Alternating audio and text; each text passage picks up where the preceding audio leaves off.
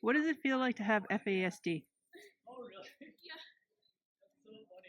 You feel out of place around other people. Um, you feel like you're different. What's your biggest struggle?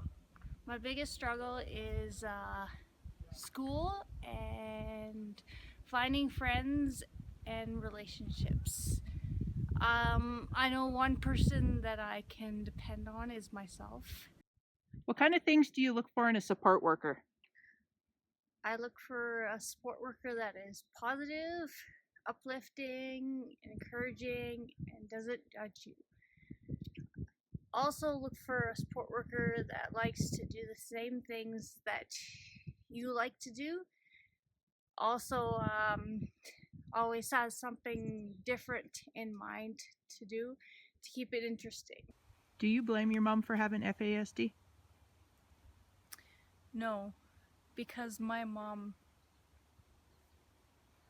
did the best that she could to get through these things. Yes, she drank alcohol and did drugs and tried to kill us. But there was people that were also beating her, and she did anything to get rid of the pain inside of her. Tell us about when you were in the newspaper. I was in the newspaper for doing a full Ironman, even though I have FASD. This is one of the most hardest half Ironman. They say it's harder than the full Ironman because it's got 11 hills in it you have to climb. This one, I did this one the day after I got a flu. Of course you did.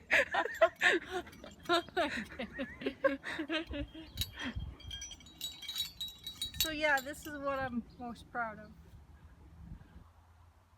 What do you find most challenging about having FASD? It's not a challenge.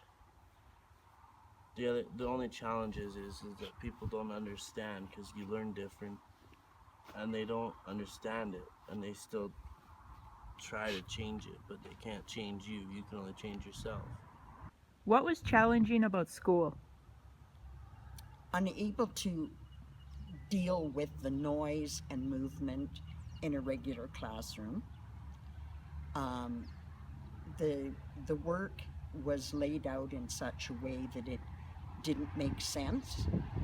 So we had him put on a more modified and very structured program where he had assistance from a teacher or an assistant to help him stay focused and answer the questions. And the other thing he had a tough time with was not getting to know people, but maintaining friendships. Well, the most favorite part when I was in school that I liked the most was being in the shop class and just doing my carpentry work, and that's where I progressed a lot better than in other classes. What are you most proud of? What I'm most proud of is that Michelle helped me get my learners, and then after I got my learners, I waited a year and I went for my license and passed it on the second time, and then I spent a certain amount of dollars to get my truck going, and I got it to pass inspection, and then drove it home. What's it like living in a group home? It's different as well. Like, I'm used to being at home with like family and shit. Yeah, it's different. Like, it's a lot harder. You have to like try and control yourself because like a lot of drugs. That's how I kind of got started on meth too, and like didn't when you don't think you're gonna change and you end up changing and you realize it. So that's why I went to detox and everything. I'm doing better now, so pretty good. What does it feel like to have FASD? I don't know, it's hard to say because like I've never lived without FASD, so to me I guess it just feels normal because yeah, I don't know what it feels like without it. So Do you think people treat you differently because you have FASD? No. Actually, I think it helps me with my people skills here and there. But if I left my FASD may trigger my brain to say hang out with these people than these, that may not be a suitable choice and not a good choice for me to hang out with them. But I can fit in with really anybody. It's the good thing about it. What does it feel like to have FASD? It feels, I guess, normal. You carry on in life. It can affect you here and there, but I feel like I guess it's a part of me. I don't take it up to the next level or let it take me down. I just stick who I am. How does it affect you at school? If the teacher is asking me a question and she gave me a whole assignment to do, I might get halfway through it and say, dang, what's this? Unlike with other kids that don't have it, they could be like, oh, I remember this. And in school, I get extra help, and it helps a lot. How do you think it affects you at home? At home, really, maybe I could get a little mad at my own chores if I had to keep repeating them if I don't do them right, I guess. If I slack off during my chores.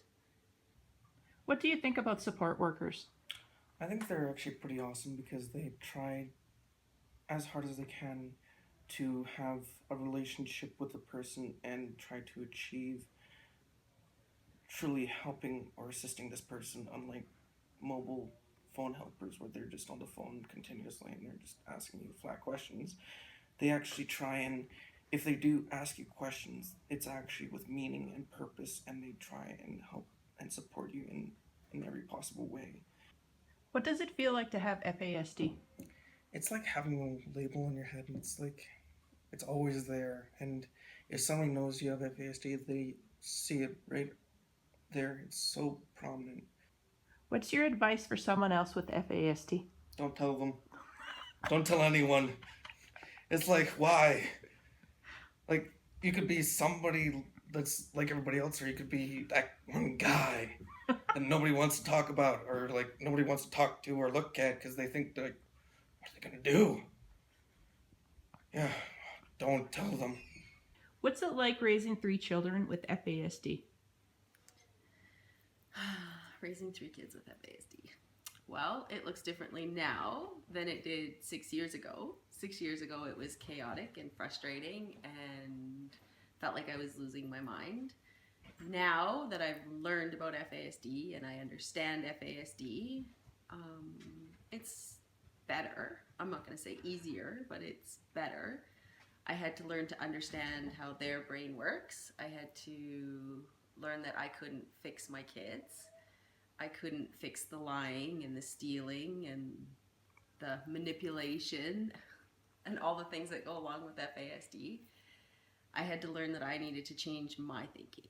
I needed to lower my expectations to what I expected of them for their age. The biggest advice I can give is to change your thinking. Change how you think of your child. That what you're asking your child to do, you're asking their brain to do. So if they're 14, you're asking their 10-year-old brain to do something. Parents need to manage their kids' environment. They can't fix their kids. They can't fix their kids. People coming in to support them can't fix their kids. They need to learn to change their thinking. And if they can change their thinking and think how their kid's brain thinks, then they could be less frustrated. What are your biggest challenges with FASD? I think that typical challenges with FASD are the lying and the stealing and the manipulation. that we perceive it as.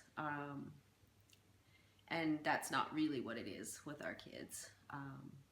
Confabulation, we call it, right? They fill in the gaps. It's what it is in that moment. They're telling the truth in that moment, but we perceive it as a lie, right? We ask them, they come home with something that they stole or they found, and we ask them where they got it from, and they say, oh, I got it from underneath my bed.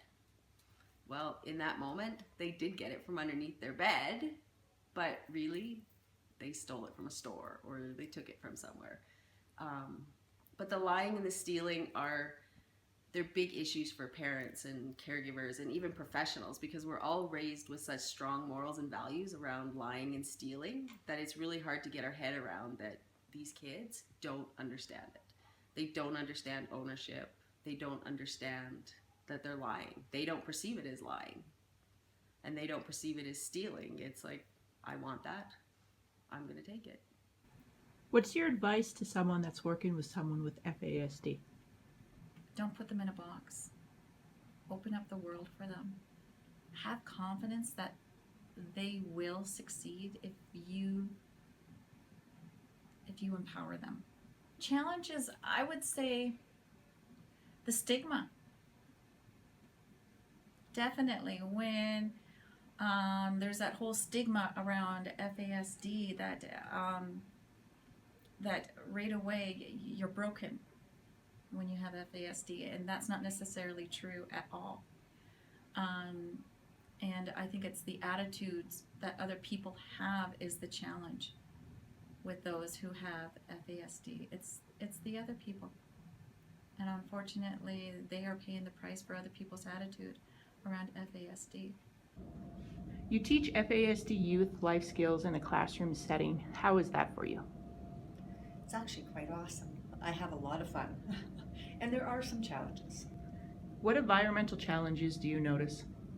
Well, in the room itself, the room that I'm currently using, we have quite bright lights.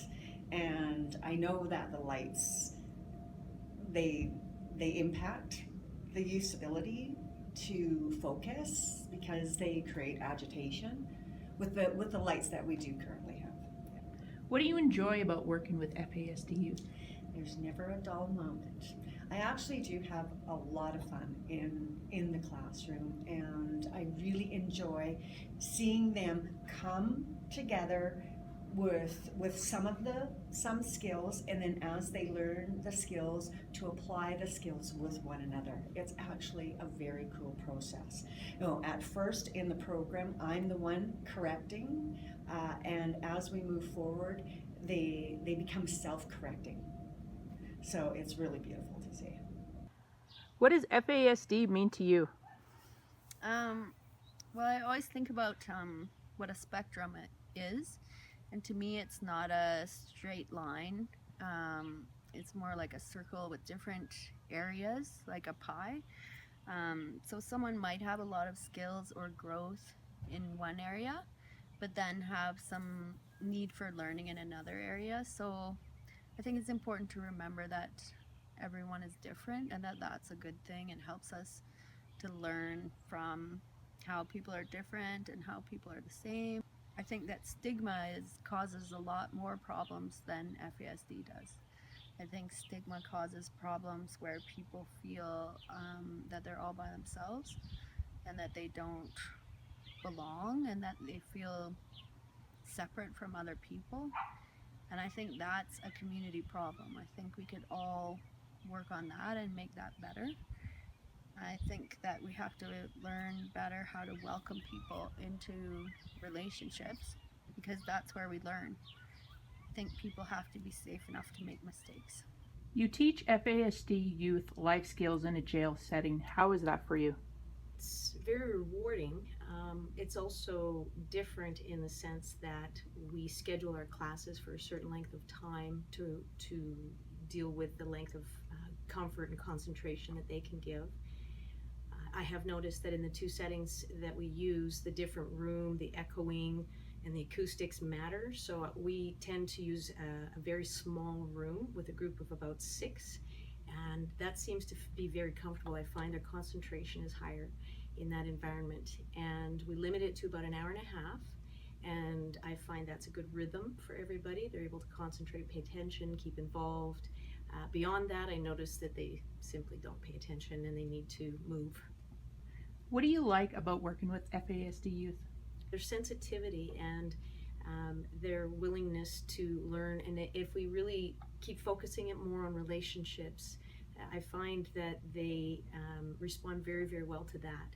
So that human connection, that positive reinforcement, sense of humor every day, simple things, but just that feeling of being accepted and loved, I find it's very powerful.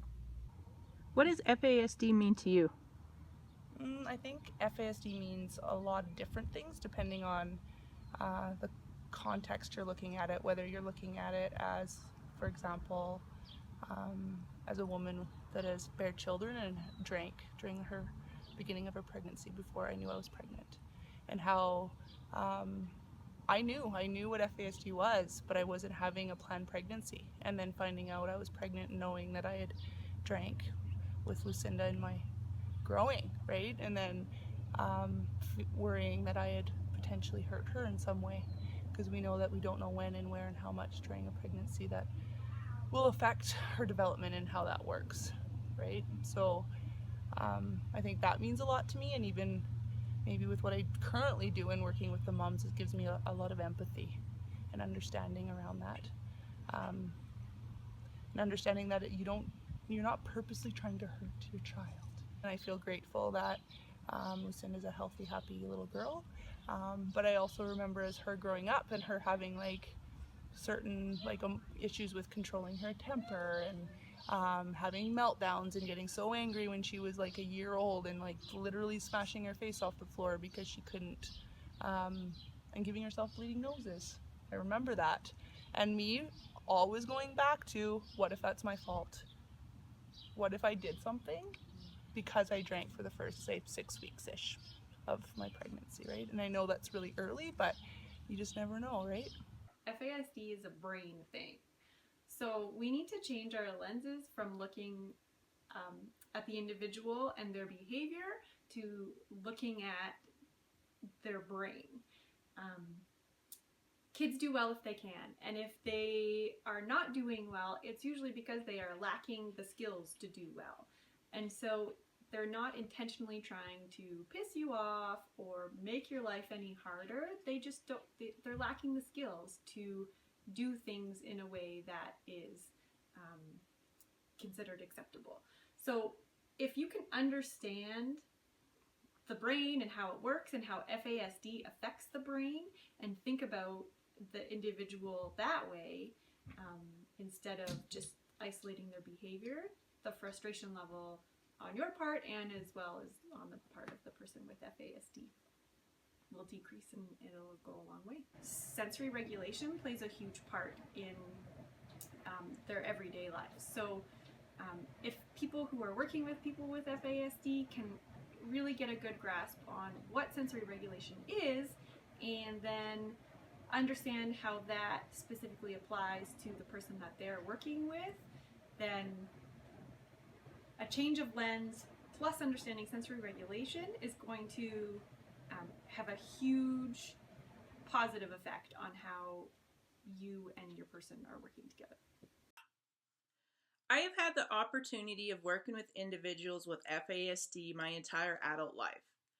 What I find helpful, aside from everything said throughout this video vlog, is remembering to be the support they require in that moment. Understanding executive functioning and how it affects their daily living. Being mindful. When you're there, you need to be there. Be present. Share the moment with them. And relationship. Nothing happens without relationship. Always work on building that connection with them. I want to challenge all of you to continue to promote understanding by sharing perspective. We are all strategies. I'm going to end this video vlog with a photo outro of everyone involved in the making of this video.